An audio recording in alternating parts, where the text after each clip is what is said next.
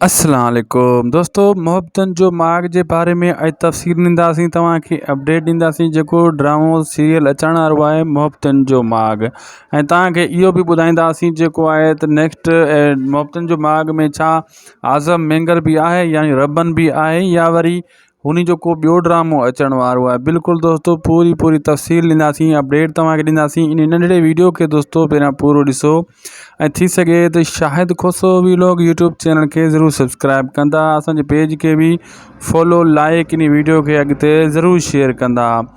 दोस्तों जेको मोहब्बतन जो माग अची रहियो आहे उन में मेन किरदारु अब्बास गुल उडाणे जो आहे ऐं जेको निसार शाह भी आहे, काफ़ी ॿिया अदाकारनि मां तव्हांखे ॿुधाए चुको आहियां, यको अपडेट ॾेई चुको आहियां। ऐं जेको आज़म मेंगल आहे उन जो ड्रामो भी अची रहियो आहे, लेकिन हू अलॻि ड्रामो आहे। असद कुरैशी सां जो ड्रामो अची रहियो आहे, उन जी बि मूं अपडेट तव्हांखे ॾिनी हुई।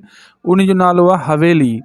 ठीक है दोस्तों, काफ़ी जो ड्रामा तैयार थी चुका आहिनि, रिकॉर्ड पिया आहिनि, लेकिन हलाइनि कान था। इंतज़ार आहे सिर्फ़ु 2024 जो।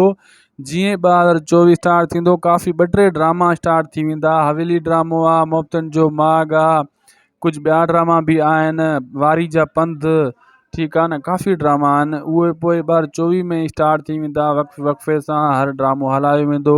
ऐं जंहिंजे तव्हांखे इंतज़ारु आहे आज़म मेंगल जो, उहो बि जेको आहे 2024 में हवेली ड्रामो असद कुरैशी सां उन जो हलंदो ऐं तव्हांजा अरमान पूरा थी वेंदा।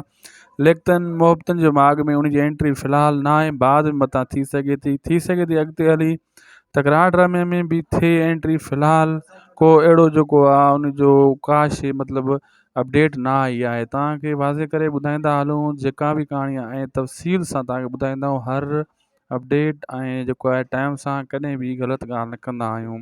तॾहिं चवंदा आहियूं शाहिद खोसो व्लॉग यूट्यूब चैनल खे सब्सक्राइब करे छॾियो, जीअं तव्हांखे हर अपडेट टाइम ते मिले।